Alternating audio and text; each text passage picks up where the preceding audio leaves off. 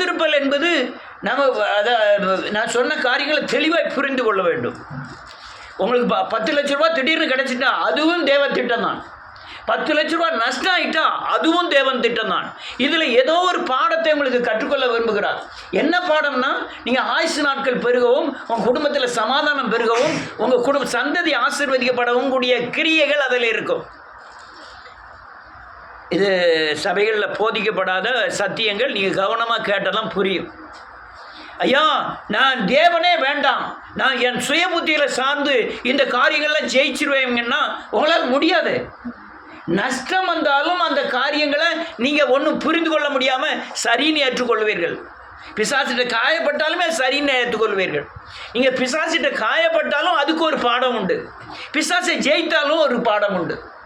எல்லாவற்றும் எல்லா காரியங்களும் உங்களை பரலோக ராஜ்யத்துக்கு ஆயத்தமாக்கவும் இயேசுவை போல மாற்றுவதற்குமாக தான் நடக்கும். ஹல்லேலூயா. இல்லை, கவனிக்கணும், இது ரொம்ப முக்கியமான ஒரு பாடம். இந்த இடைப்பட்ட காலம்தான் நம்ம புத்தியை ஆத்மாவை குழப்புகிற பயங்கரமான சக்தி.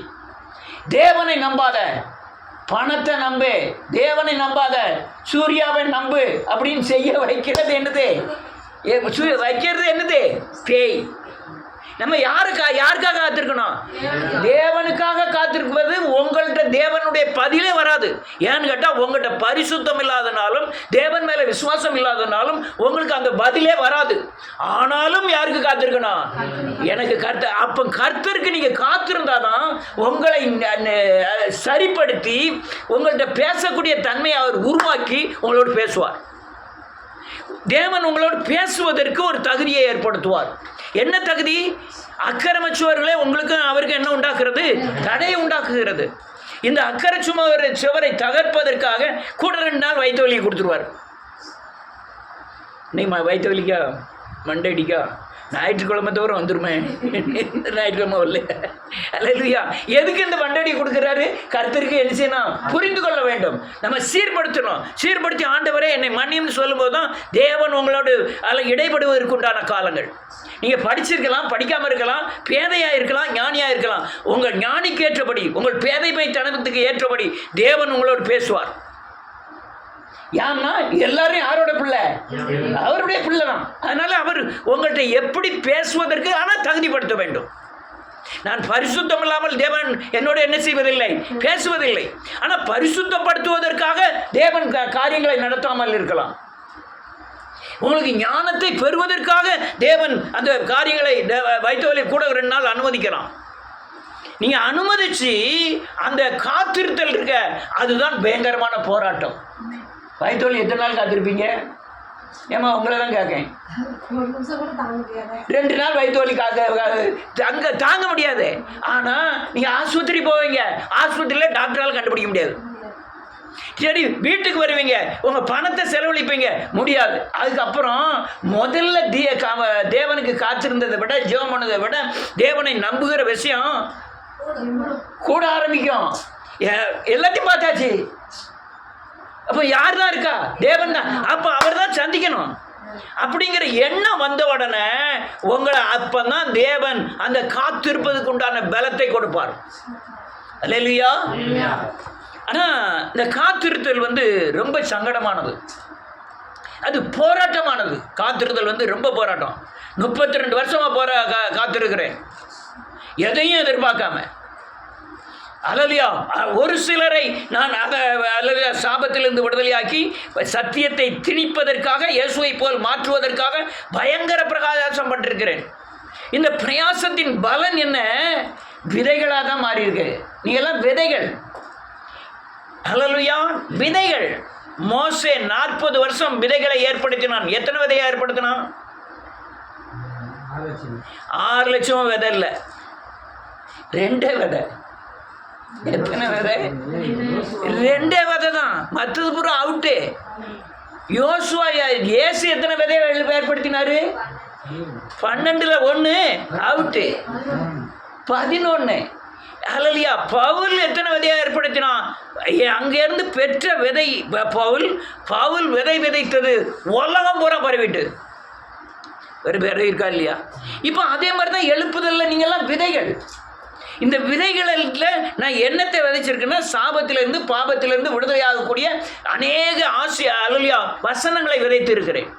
பாவத்திலிருந்து விடுதலை, மனம் திரும்புதல், பாவ மன்னிப்பு, ரட்சிப்பு, அபிஷேகம் என்றால் என்ன, எழுப்புதல் என்றால் என்ன, ஜீவன் பிரவேசிப்பது, கிறிஸ்துவின் கிரியைகள், இவைகளை எல்லாம் உங்களுக்கு விதையாய் கொடுத்திருக்கிறேன். இப்போ கேட்டால் உங்களுக்கு ஒன்றும் புரியாது. ஆனால் ஏற்ற நேரத்தில் அவைகள் எல்லாம் என்ன செய்யும்? பரிசுத்த ஆவியானவர் மூலமாய் கிரியை செய்ய ஆரம்பிக்கும். ஆனால் நான் என்ன செய்ய வேண்டியிருக்கு? காத்திருக்க வேண்டியது இருக்கு. 32 வருஷமாக காத்திருக்கேன். இன்னும் எத்தனை வருஷம் காத்திருக்கணும்னு எனக்கு தெரியல. ஆனால் நீங்கள் விதைக்க ஆரம்பிக்கும் போது பயங்கரமான விளைச்சல் உண்டாகும். அல்லேலூயா. 12 பேர் உலகத்தை அசைச்சிட்டாங்க. 11 பேர். அதில் தோமா நம்ம இந்தியாவில் விதைச்சது தான், தமிழ்நாட்டிலையும் கேரளாவிலையும் விதைச்சது தான். இன்னைக்கு இந்தியா பூரா பரவி இன்னைக்கு ஒவ்வொரு தேசத்திலும் ஒவ்வொரு சீசர்கள் சென்று அல்லேலூயா விதைகளை விதைத்தார்கள். தேசம் அசைக்கப்பட்டது. ஒரே ஒரு பவுல் விதை அவன் விதைச்சான். உலகம் பூரா பவுலை தான் குறித்து தான் பேசுகிறாங்க. உலகம் பூரா பவுலின் நிர்வாகங்களை குறித்து தான் பேசுகிறார்கள். அல்லேலூயா. காத்திருப்பது இருதயத்தை என்ன செய்யுமா? ஆனால் விரும்பினது வரும்போதோ ஜீவ விருட்சம். காத்திருக்கோம். இவனை உன் பேர் என்ன பேர்? பேர் மறந்து போகுது. எங்கள் வீட்லேயே 7க்கு ஜெஃபின் பாயிண்ட், ஜெஃபிக்கு 7 பேர்களை கொஞ்சம் மாற்றிக்கிட்டே வைக்கப்படாதான். இல்லையா? இவன் ஒரு விதை. இந்த விதை முளைக்க ஆரம்பிச்சுட்டு வச்சுக்கிடுவோம். வீச ஆரம்பிச்சிட்டாருன்னா ஒரே விதை தான் விதைக்க போகுது. முளைக்கிறது எத்தனை? பல விதைகள் முளைக்க ஆரம்பிக்கும். அதுக்காக தான் காத்திருக்கிறோம். அல்லேலூயா. ஆனால் காத்திருக்கிறது எப்படி காத்திருக்கணுமா? வாசிக்கலாம். 5வது வசனமும் 6வது வசனமும். காத்திருக்கிறது, நம்பி இருக்கிறேன். காத்திருக்கிற பார்க்கிலும் ஆமென். வேதம் சொல்லுது, அவருடைய வசனத்தின்படி நான் காத்திருக்கிறேன். எப்போது விடியும் என்று காத்திருக்கிற ஜாமக்காரனை போல அல்லேலூயா காத்திருக்கிறேன். அல்லேலூயா. ஆசீர்வாதம் பெறுவது அது ஆசீர்வாதம் அல்ல. நீங்கள் அல்லேலூயா பசியாக இருக்கும் போதே, பட்டினியாக இருக்கும் போதே, தரித்திரராக இருக்கும் போதே நீங்கள் ஐஸ்வர்யவனாக இருக்க வேண்டும். ஒன்றும் இல்லாதிருந்தும் எல்லாம் உடையவனாய் இருக்க வேண்டும். அல்லேலூயா. சாபம் நீங்கினதின் பயங்கரமான அடையாளம் ஒன்று அல்லேலூயா காத்திருத்ததின் அல்லேலூயா பலனை சுதந்தரிப்பதுதான். ஆசீர்வாதம் என்பது அல்லேலூயா பணத்தினால் அல்ல. ஆசீர்வாதம் என்பது தேவன் என்னோடு பேசுகிறதினால். ஐயா நான் உடம்பு சரியில்லாமல் நான் ஒருத்தர் வந்து உடனே பார்க்கவில்லையே, அது பார்க்க மாட்டாங்க. பார்க்க வரவும் வேண்டாம். நமக்கு வர வேண்டியது யாரு? தேவன். தேவன் வரணும். தேவன் வராமல் நீங்கள் எல்லாரும் வந்து பார்த்து ஒரு பிரயோஜனம் கிடையாது. அல்லேலூயா. ஒரு பிரயோஜனம் கிடையாது. தேவன் வந்து என்னை சந்திக்கணும். ஆமென். ஆனால் நீங்கள் காத்திருப்பதற்கோ காத்திருக்கும் நேரங்களிலே வருகிற அவமானத்திற்கோ நிந்தைக்கோ நெருக்கத்திற்கோ எல்லாவற்றிற்கும் பலன் உண்டு. பலன் கண்டிப்பாக உண்டு. ஆனால் காத்திருக்க நேரம் வேதனை உள்ளது. ஆமென். நெருக்கமான நேரம் ரொம்ப வேதனை உள்ளது. ஆனால் வசனத்தை நம்பி தேவனை நம்பி எப்போது சூரியன் விடியும் என்று ஜாமக்காரன் காத்திருக்கிறது போல அந்த வெளிச்சத்துக்காக நீங்கள் காத்திருக்க வேண்டும். ஒவ்வொரு நிமிடம் காத்திருப்பது போராட்டம், சகிக்க முடியாத போராட்டம். எதிரால இருக்கிறது போல மலையை போல எரியோ மதிலை போல தான் காணப்படும். ஆனாலும் நீங்கள் கர்த்தரை நம்பி காத்திருக்க வேண்டும். எதை நம்பி காத்திருக்கணும்? வேத வசனத்தில் இப்படி சொல்லுது, எனக்கு இதை செய்வாருங்கிறத சொல்லி நீங்கள் காத்திருக்க வேண்டும். அல்லேலூயா. வேத வசனத்தில் உள்ள நிகழ்வுகளை சரியானபடி புரிந்து கொண்டு இவனுக்கு இப்படி செய்தார், அதனால் எனக்கும் செய்வார் என்பதை உணர்ந்து தேவனுக்காக காத்திருக்க வேண்டும். கர்த்தருக்கு காத்திருப்பவர்கள் புது பலன் அடைந்து கழுகுகளைப் போல சட்டைகளை அடித்து உயர எழும்புவார்கள். அதனால் கர்த்தருக்கு நான் காத்திருக்கிற ஒரு ஆளையும் காத்திருக்காத ஒரு ஆளையும் சொல்லுகிறேன்.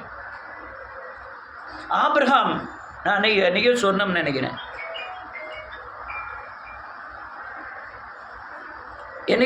நினைக்கிறேன், இயேசுவின் நாமத்தினால்.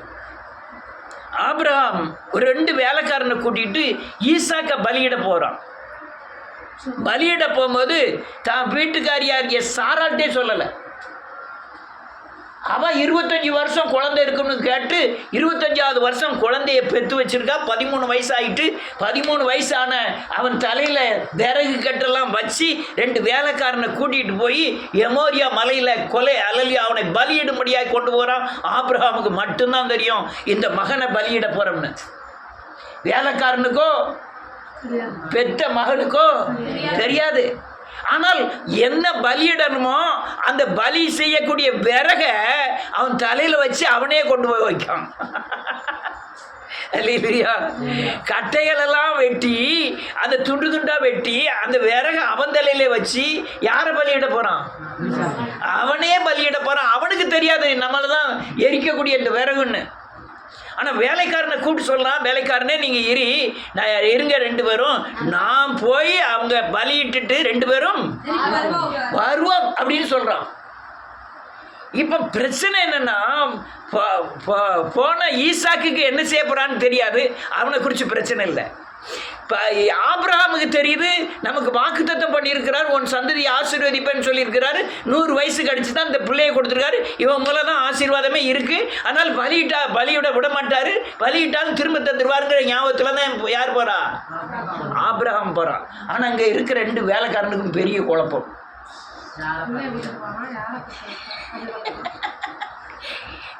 இவங்க 2 பேரும் என்ன நினைப்பு? அடப்பாவி, ஆட்டுக்குட்டி இல்லை, விரவு இருக்கு, இவன் யாரை கொண்டு போய் பலியிட போறானே தெரியலையே. ஆண்டவரை நம்புறவனால பிள்ளைய பலியிட போறானோ அப்படின்னு நினைக்கிறான்.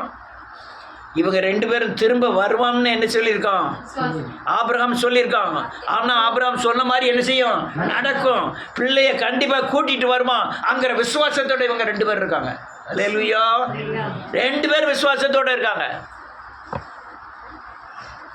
வேலைக்காரன் அப்படி விசுவாசத்தோட இருக்கான். போயிட்டு ஆண்டவர் பேசினார், வச்சாரு, பலியிட வேண்டாம்னாரு. அவங்க திருப்பி அந்த மகனை கூட்டிகிட்டு வரான். கூட்டிகிட்டு வந்த உடனே நடந்த விவரத்தை பூரா வேலைக்காரன்ட்டு சொல்கிறான். அவன் என்ன நினைக்கிறான்? நான் தேவன்கிட்ட வேண்டின மாதிரியும் நான் விசுவாசிச்ச மாதிரி தான் நடக்கு. நீ பையனை திருப்பி கூட்டிகிட்டு வந்துட்ட, அதனால் நாங்கள் காத்திருக்கிறது கொண்ட பலன் எனக்கு என்ன செஞ்சுட்டு கிடைச்சிட்டு அப்படின்னு நினைக்கிறான். அல்லேலூயா. இவங்க விசுவாசமும் வளருது, வேலைக்காரனுடைய விசுவாசமும் வளருது. இங்க வீட்டுக்கு வந்து பல வருஷங்கள் ஆகிறது. அல்லேலூயா. பையன் 13 வயசு பையன் 23 வயசு பையனா ஆயிட்டான். 10 வருஷம் ஆயிட்டு. இதே வேலைக்காரன் என்ன ஆயிட்டான்? அதிகாரி ஆயிட்டான். இதே வேலைக்காரன் என்ன? உண்மையாய் நம்பக்கூடிய ஊழியக்காரனா மாறிட்டான். இந்த ஊழியக்காரனையும் இந்த அதிகாரியும் கூப்பிட்டு ஆபிரகாம் சொல்கிறான், என் பையனுக்கு பொண்ணு பார்க்கணும், என் பொண்ணு பார்க்கறதுக்கு நீங்கள் 2 பேரும் போயிட்டு வாங்க அப்படிங்கிற பொறுப்பை ஏற்கக்கூடிய விசுவாசத்தின் பலத்தை பெற்றுட்டான். உங்கள் வீட்டில் வேலைக்காரனை கொண்டு போய் உங்கள் மகனுக்கு பொண்ணு பார்க்க அனுப்பிவிடோ? நம்ம சொந்தக்காரனில் நம்ம தம்பி மவன் அண்ணன் மவன் பாலாக்கெல்லாம் அனுப்புவோம். ஆனால் அவன் யார் அனுப்புதான்? வேலைக்காரன் அனுப்புதான். வேலைக்காரனுக்கு உரிமை கொடுத்தான், அதிகாரியாக மாற்றிட்டான், சொத்துக்கெல்லாம் அதிகாரி. அல்லேலூயா. தான் பையனுக்கு கல்யாணம் முடிக்கும் போது கானானிய பெண்ணை முடிக்காம என் சொந்தத்தில் தான், என் ஜாதியில் தான் முடிக்கணும்னு சொல்லி அவன்கிட்ட சத்தியம் வாங்குகிறான். அல்லேலூயா. சத்தியம் வாங்கினது மட்டுமில்ல, 10 ஒட்டக நேரம் வெள்ளி தங்கம் எல்லாம் சீர்வரிசையை கொடுத்து அனுப்புகிறான். நம்ம இப்போ இந்த வரதட்சணை நம்ம கொடுக்குறோம், அப்பம்லாம் பொண்ணுக்கு மாப்பிள்ளை கொடுக்கணும். அவ்வளோ வரதட்சணையும் ஒரு வேலைக்காரனை நம்பி அவ்வளோ வரதட்சணை கொடுத்து விடலாம். அல்லேலூயா. இவன் அங்கே காத்திருந்ததின் பலனை பாருங்க. இங்கே வந்த உடனே அவன் சொல்கிறான், நான் யாரையும் போயிட்டுனா பார்க்க மாட்டேன், பொண்ணுங்கன்னெல்லாம் நான் பார்க்க மாட்டேன். ஆண்டவரே, நான் போவேன், ஏத்தால ஒரு பிள்ளை வரும், அந்த பிள்ளைகிட்ட நான் சொல்லுவேன் எனக்கு குடிக்கிறது கொஞ்சம். அவள் என்ன செய்வா? ஒட்டதும் ஊற்றுவேன்னு சொல்லி யார் சொல்கிறாலோ அவள் தான். எவ்வளோ பெரிய விசுவாசம், எவ்வளோ பெரிய விசுவாசம்! அவன் அப்படி தண்ணி தருவான்னு தந்த பெண்ணு தான் என் முதலாளிக்கு மனைவியாக முடியும்னு சொல்லி விசுவாசிச்சுட்டு போகிறான். அப்போ பார்த்து ஒருத்தி அனுப்புகிறார் ஆண்டவர். யாரு? ரெபேக்காள் வாரா. ரெபேக்காள்கிட்ட சொல்கிறாங்க, எனக்கு இப்போ தண்ணி தவிக்கி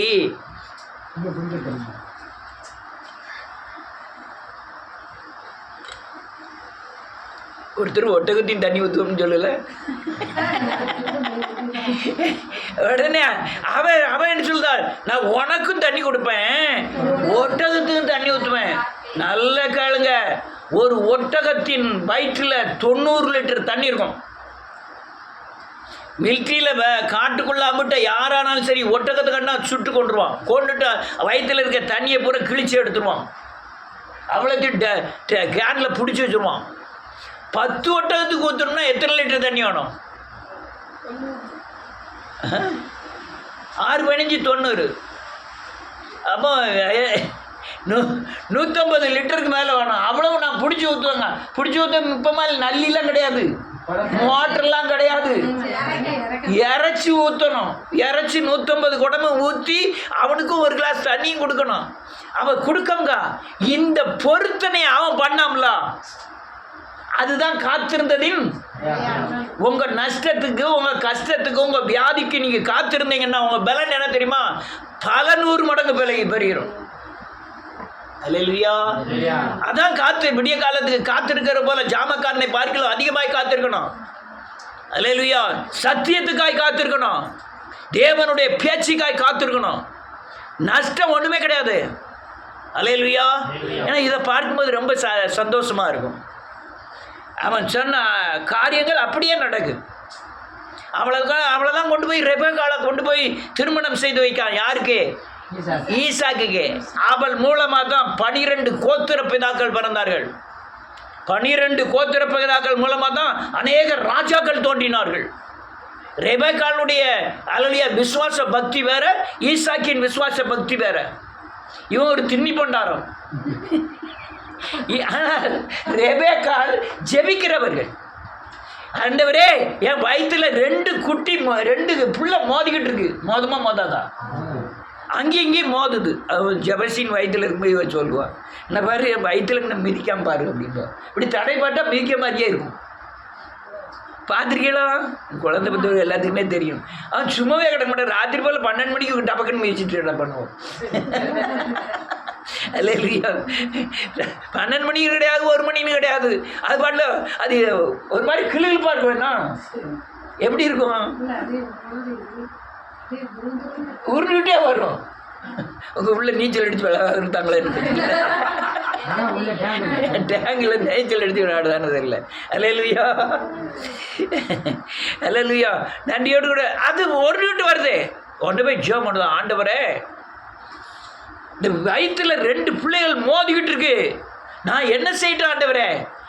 கவலைப்படாத, சின்னவன் பெரியவனை ஆளுவான், அதிலிருந்து ராஜாக்கள் தோன்றுவார்கள் அப்படின்னு ஆண்டவர் பேசுறார். யார்கிட்ட? ரெபெக்காள்கிட்ட. இது எங்க வந்த பக்தி தெரியுமா? அந்த வேலைக்காரன் பண்ண பக்தி. அவன் மாற்றி கல்யாணம் முடிச்சிருப்பான்னு வச்சுக்கிட்டோம். ரெபெக்காள் இல்லைன்னா சித்ராவை முடிச்சிருப்பான்னு வச்சுக்கிடுவோம். சித்ரா யாரு? ஆனால் சித்ரா முடிக்காம யாரை முடிச்சான்? ரெபெக்காளை முடிச்சான். முடிச்சதுனால இது கிரியை என்ன? அல்லேலூயா. பெரிய ராஜாக்கள் தோன்றுவதற்கு யார் காரணம்? ஆபிரகாம் மட்டுமல்ல, ஈசாக் மட்டுமல்ல, அந்த ரெபெக்காள். ஜெபமன்றா அதே மாதிரி மாற்றி அமைக்கிறதுக்கு பிசாசு கூட தடை பண்ணினான். இந்த இவனுடைய ஆசீர்வாதத்தை பூரா யாருக்கு பெற்றுக்கொள்ளணும் வழி பண்ணான்? ஏசாக்கு பெற்றுக்கொள்ளலான்னு எல்லா வழியும் பண்ணிட்டான். ஆனா ஒரு ட்ரிக் பண்ணான். அவன் போய் வேட்டையாடி கொண்டு வர்றதுக்குள்ள நான் ஆட்டுக்கடியை கொண்டு வான்னு நல்ல ஆட்டுக்குட்டியை பிடிச்சிடுவான், நான் கறி வச்சு தரேன், அவன் ஆசீர்வாதம் உனக்கு வந்துடும், சாபம் வந்தால் என் மேலே வரட்டும், ஆசீர்வாதம் உன் மேலே போட்டோம் அப்படின்னு துணிஞ்சு நின்னான். காரியம் என்னாச்சு? 20 வருஷம் பாடுகள். ஆனால் எத்தனை கோத்திர பிதாக்கள்? 12 பிள்ளைய பார்த்துட்டான். அல்லேலூயா. 12 பேர் ராஜாக்கள், 12ம் பெரிய கோத்திரங்கள். இது யாரால வந்தது? அந்த வேலைக்காரனுடைய விசுவாசம். அல்லேலூயா. ஆபிரகாம் ஈசாக்கை அல்லேலூயா பலி செலுத்தினதை காட்டிலும் அதிகமான அவன் மூலமாய் கற்றுக்கொண்ட விசுவாசம் வேலைக்காரனுக்கு கிடைத்தது. அல்லேலூயா. இதான் காத்திருக்கிறது. ஆனால் காத்திருக்கும் போது சங்கடமா இருக்கும். ஆனால் காத்திருக்காம அல்லேலூயா கிராஸில் போகிறதுக்கு அநேக வழிகள் தோன்றும்.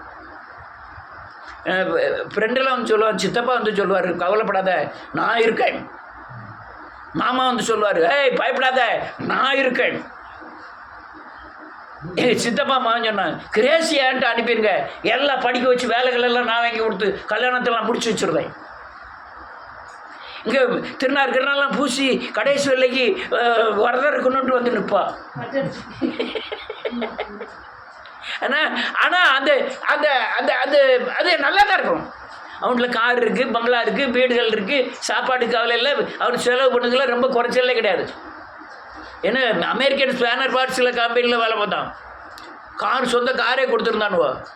ஆனால் வேறு பிரச்சனை இல்லை, இனிக்க தான் இது பார்க்கும்போது எப்படி இருக்கும், நம்ம பிள்ளை நல்லா படிச்சிடும் வச்சிடும் தான் இருக்கும். ஆனால் கடைசியில் திருநாறு பூசிட்டு வந்து நிற்பால. அப்போ ஏசு வேணுமா உனக்கு தேவன் வேணுமா? இல்லை ஏசு வேணுமா உலக ஆஸ்தி வேணுமா? ஏசு போதும். அல்லேலூயா. ஒன்றும் குறை வைக்கல. காத்திருத்தல் பயங்கர ஆசீர்வாதத்தை. ஆனால் காத்திருக்கும் போது கொஞ்சம் கஷ்டமாக தான் இருக்கும். பிள்ளைய பழியிடுன்னு சொல்லிட்டாரு. 13 வருஷம் 25 வருஷம் பிள்ளை இல்லை, பிள்ளையை கொண்டு போய் பழியிடுறன்னு தெரியும். அதோட வருத்தம் தெரியுமா தெரியாதா? பிள்ளைக்கு லேசாக அலைச்சி மண்டடினால அவனுக்கு இடிக்கிற இடி நமக்கு என்ன செய்யுது? இடிக்கி. அவன் பசியாக இருந்தானா நமக்கு அதிகமாக பசியாக தெரியுது. பிள்ளையெல்லாம் நல்லா அடின்னு அடிச்சுட்டு சில தாய்மார் உட்காந்து ஓட அழுவாங்க. பார்க்கணும், பிள்ளைய கட்டி பிடிச்சி அழுது ஏன் தப்பு பண்ணுனேன், நான் உன்னை அடிக்க வேண்டியதெல்லாம் வந்துட்டுதே அப்படின்னு அதுக்கப்புறம் கொஞ்சம் கிடந்து. எல்லாரும் கொஞ்சிருக்கா இல்லையா? கொஞ்சம் இருப்பாங்க, சொல்ல மாட்டாங்க. வருத்தம், ஓவர் வருத்தம். அடுத்தால நம்ம பிள்ளைய அடிச்சு அந்த பிள்ளைய தான் போய் பலியிட போறோம். நெருக்கம் தான். காத்திருப்பது என்னது? நெருக்கம். 25 வருஷத்துக்கு அப்புறம் பிள்ளை கிடைக்கி அதை பலியிடுன்னு சொல்றாரு. யார் ஏற்றுக்கிட முடியும்? நம்ம 2 நாள் சாப்பிடாம பிள்ளை பேசுறேன். கர்த்தாவே ஸ்தோத்திரம். அல்லேலூயா. அடுத்தால அதே வசனத்தை வாசிப்போம். 5:6.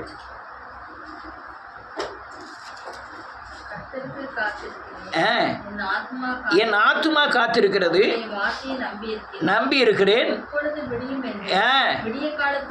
காத்திருக்கிற ஜாமக்காரனை பார்க்கிலும் ஆத்துமா ஆண்டவருக்கு காத்திருக்கிறது. இது என்னது? ஆலங்குளத்தில் அது பேர் தெரு ஊர் பேர் கூட மறந்து போச்சு. என்ன பேருமா? அதில் வாட்ச்மேன் வேலை கிடச்சிட்டு குறுக்க வேலை. காக்கி பேண்ட் போட்டு வரணும்ட்டாரு புரட்சி நகரில். ராத்திரி போல் குறுக்க வேலை பார்க்கணும். நான் ராத்திரி போல் முழிச்சு ரொம்ப நாள் ஆச்சு. எனக்கு பயங்கர இல்லை போகும்போது நீ சட்டை எதுனாலும் போட்டுக்கலாம், காக்கி பேண்ட் போடணும்ட்டாங்க. காக்கி பேண்ட்லாம் எடுக்கிறதுக்கு வேண்ட வழி இல்லை. என்னை கூப்பிட்டு போனார் சொல்லார். அவர் எனக்கு ஒரு 40 வயசு இருக்கும், அவருக்கு ஒரு 60 வயசு இருக்கும். அவர் ஏன்ட்ட உள்ள காக்கி பேண்ட் இருக்குது, அதை நீங்கள் போட்டு விடுங்கன்ட்டார். நான் காக்கி பேண்ட் எடுத்து போடுறேன். இந்த பாவடை மாதிரி சுருக்காக இருக்குது. பெல்ட்டை போட்டு இப்படியே சுருக்கி வச்சு நானும் வாட்ச்மேன் போய் நின்னாச்சு. அல்லேலூயா. ராத்திரி 10 ஆகும், ஆள்லாம் நடமாடும். 11 ஆகும், ஆள் நடமாடும். 12 மணிக்கு ஒவ்வொரு ஆளாக நடமாடும். 1 மணி ஆகிட்டா போதும், ஒருத்தருமே இருக்க மாட்டாங்க. இதில் வேறு என்ன செய்யணும் தெரியுமா? ஒரு விசில் கொடுத்துருக்காங்க. அந்த ஸ்ரீநகரா அதை போய் சுற்றி வரும்போது அவர் அங்கேருந்து விசில் அடிப்பார். நான் அந்த பதில் விசில் அடிக்கணும். அடிக்காதுன்னா என்ன அர்த்தம்? நான் உறங்கிட்டோம்னு அர்த்தம். இந்த உறங்கினோம்னு தெரியக்கூடாது, தெரியணுங்கிறதுக்காக வேண்டி அப்படி சுற்றி அங்கே வரும்போது நான் விசில் அடிப்பேன். அதே பதில் விசில் இவர் அங்கே அடிப்பார். போகிற கிழக்க போனோன்னு நான் விசில் அடிப்பேன், பதில் விசில் அவர் அடிப்பார். அப்படி அடிக்கும்போது ஒரு நாள் எனக்கு கொஞ்சம் உட்காருமேன்னு இருந்தது. அங்கே ஒரு பேங்க் இருக்குது, அந்த ரோட்டு மேலே பேங்க் இருக்குது. இப்போ பார்த்தாலும் தெரியும். அங்கே நான் வரும்போது கொஞ்சம் உட்காருமேன்னு நினச்சேன். சரி உட்கார்ந்தேன். லேசாக கண்ணை முடுவேன்னு நினச்சேன். அவர் பீர்னு விசில் அடிச்சிருக்காரு. உறக்கம் காது வர அப்படி சுற்றி வந்து தாமசையா என்னையா அப்படி உறங்குதியா அப்படின்னு அவங்க கண்டாமல சத்தம்லாம் போடுவான். எந்திரிச்சு நடங்க. நான் அதுக்கப்புறம் எப்படி 3 மணி ஆகுது, 3 மணிக்கு அவன் எல்லாம் டீ கடைக்கு டீ வேற துறக்க போவான். ஒருத்தனாக போவான். அதை பார்த்துக்கிட்டே உட்காந்துருப்பேன். 4 மணி ஆகும், அப்பா விடிய போகுது. 5 மணி ஆகும், எனக்கு என்ன கிடைக்க போகுது? டீ கிடைக்க போகுது. 6 மணி ஆகும், டீயும் உப்புமாவும் சாப்பிட்டுட்டு வேலை முடிஞ்சது. இந்த 2 மணிலேருந்து 5 மணி வரையும் கடக்கிறது இருக்க ரொம்ப கஷ்டம். நம்ம பகலில் 6 மணி நேரத்துலேயே கொஞ்சம் உறக்கம் வருது. நைட்டு எப்படி இருக்கும்? அதுவும் இப்படி இப்படி வச்சுட்டுலாம் உறங்கணும்.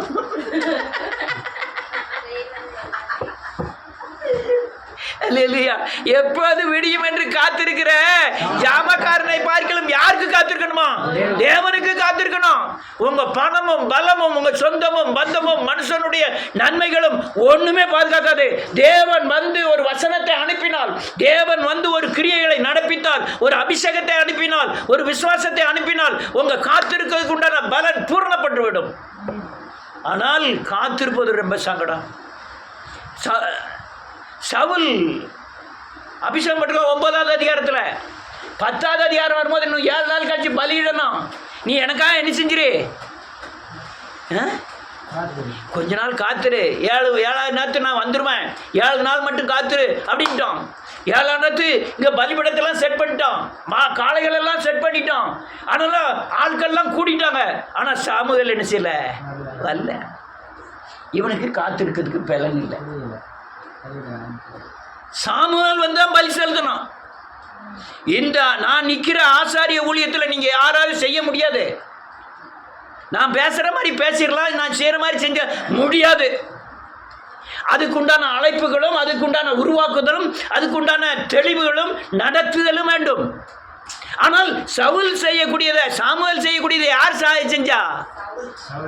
சவுல். அவன் என்ன நினச்சிட்டான்? சாமுவேல் வர்றதுக்கு நேரம் ஆகிட்டு நம்மளும் அதே மாதிரி தானே பலிபடத்தில் உட்காரணும், பலிபடத்தில் காளைகளை கொண்டு வரணும், வெட்டணும், அவன் செய்கிற மாதிரி தானே செய்யணும், நம்ம செஞ்சிருவோம்னு நினச்சிட்டான்.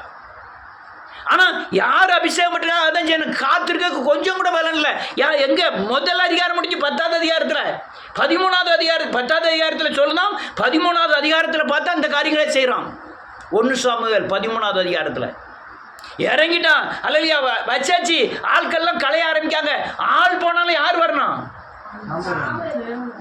சாமுவேல் வரணும். சாமுவேல் வந்த பிறகு யார் வரணும்? தேவன் வரணும். ஆனால் இதுக்கு அவனுக்காக காத்திருக்க பலன் இல்லை. ஆள் போனதை பார்க்குறான். உடனே டக்குன்னு காளையை கொண்டா பலி செலுத்தி தண்ணியை தொளிச்சான், மாலையை போட்டான், உடனே வெட்டி பலி செலுத்தி அல்லையா தகன பலி இட்டுட்டான். அங்கே யார் வாரா? எல்லாம் முடிஞ்ச பிறகு வராரு. யாரு? சாமுவேல் வர்றதுக்கு எவ்வளோ நேரம் ஆகும்? எவ்வளோ நேரம் ஆகும்? 3 மணிக்கு வரான்னா 4 மணிக்கு வந்திருப்பார். விஜயே 3 மணிக்கு வரவன் 7 மணிக்கு வந்திருக்கான். 3 மணிக்கு இவன் 3 மணிக்கு வரான், 4 மணிக்கு வருவான், 5 மணிக்கு வரும், இல்லைன்னா 7 மணிக்கே வந்துட்டு போகிறான். ஐயா அவன் வருந்தடி நம்ம என்ன செய்யணும்? காத்திருக்கணும்னு சொல்லணும். சொல்லலை. இவன் இறங்கி ஆசாரியன் செய்யக்கூடிய வேலையை ஒரு ராஜாவானவன் செய்தபடினால் உடனே வந்த உடனே என்ன சொன்னான் தெரியுமா? டேரக்டாக சொல்லுதான். முதல் ராஜா அவனை பார்த்து தான் சொல்கிறான், புத்தி இல்லாமல் செஞ்சீர், புத்தி இல்லாத சாமுவேலே, நீ செய்யக்கூடாத செஞ்சுட்டு கொஞ்ச நேரம் காத்திருக்க முடியாதா? உன்னுடைய ராஜ்யபுரம் போயிட்டு இன்னொரு ஆளை தேவன் ராஜாவாய் அபிஷேகம் பண்ணினாருன்ட்டார். அல்லேலூயா. இது வேதத்தில் யூதா கோத்திரத்தில் இருந்தால் ராஜா வரணும். ஆண்டவர் சொல்லியிருந்தார் யூதா கோத்திரத்திலிருந்து ராஜாவை ஏற்படுத்துவேன்னு. தாவீது வந்து யூதா கோத்திரம். ஆனால் சாமுவேல் வந்து சவுல் வந்து யூதா கோத்திரம் இல்லை, அவன் பென்ஜமின் கோத்திரம். ஆனால் ஏன் அப்படி செய்தார்? தவறாக செஞ்சிட்டாரா? இல்லை. நமக்கெல்லாம் என்ன செய்யறதுக்கு?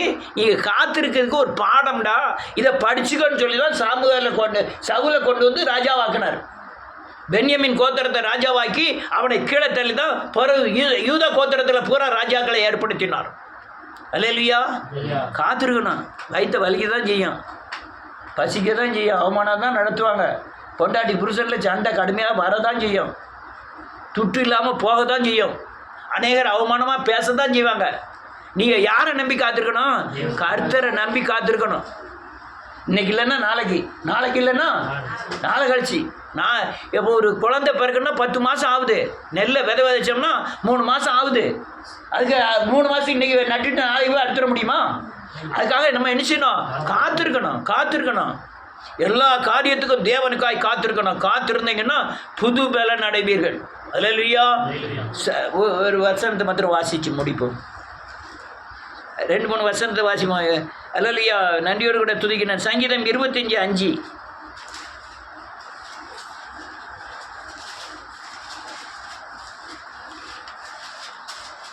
டக்கு டக்குன்னு வாசிப்போம். உம்முடைய சத்தியத்திலே என்னை நடத்தி என்னை போதித்தருளும். நீரே என் ரட்சிப்பின் தேவன்.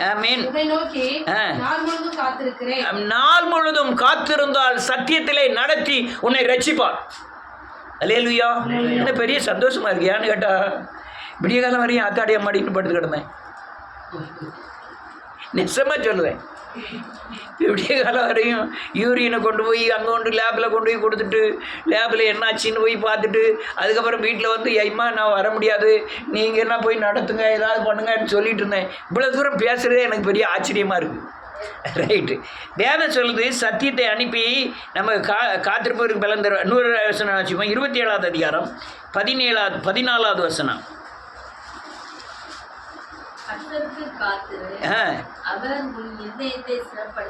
ஆமென். கர்த்தருக்கே காத்திரு. உன் இருதயத்தை ஸ்திரப்படுத்தும் வரை கர்த்தருக்கு காத்திரு. நீ ஸ்திரப்படுத்துவார். ஸ்திரப்படுத்துவார் என்ன அர்த்தம்? உறுதிப்படுத்துவார், உன்னை சமாதானமாக்குவார், அல்லையா திடப்படுத்துவார். காத்திரு, கர்த்தருக்கு காத்திரு. ஆனால் சைடில் வர காரியம் அநேகம் வரும். காத்திருக்க வர விடாம நெருக்கம் வரும், இல்லைன்னா ஆசீர்வாதம் வரும். அதுக்கு உண்டான வழிகளுக்கு திறக்கப்படி 10 லட்சம் ரூபாயை கொண்டு வந்து ஜான் வெஸ்லிகிட்ட கொடுத்துருவாங்க. அப்போ யாருக்கு காத்திருக்கணும்? கர்த்தருக்கு காத்திருக்கணுமா? 10 லட்சம் ரூபாய்க்கு காத்திருக்கணுமா? கர்த்தருக்கு காத்திருக்கணும். உன்னை சீர்குலைக்க முடியாத ஆசீர்வாதத்தினாலும் அல்லது நெருக்கத்தினாலும் பிசாசு உங்களை இடையூறு பண்ணக்கூடும். அடுத்தால் 100 வசனத்தை வாசிப்போம். அல்லேலூயா. நன்றியோடு கூட துதிக்கிறேன் இயேசுவின் நாமத்தினாலே. 37வது அதிகாரம் இப்போ வாசிதனா 34.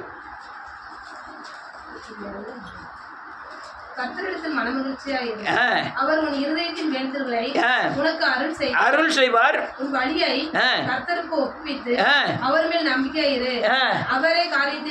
ஆமென். அவர் தான் வாய்க்க பண்ணுவார். அவருக்காக காத்திரு.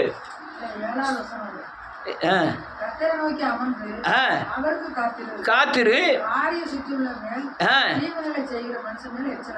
ஆமென். கர்த்தருக்கு காத்திரு. ஆனால் கொஞ்சம் கஷ்டம்தான், கொஞ்சம் கஷ்டம்தான். காத்திருக்கிறது கொஞ்சம் கஷ்டம்தான். அல்லேலூயா. காத்திருக்கிறது கஷ்டம்தான்.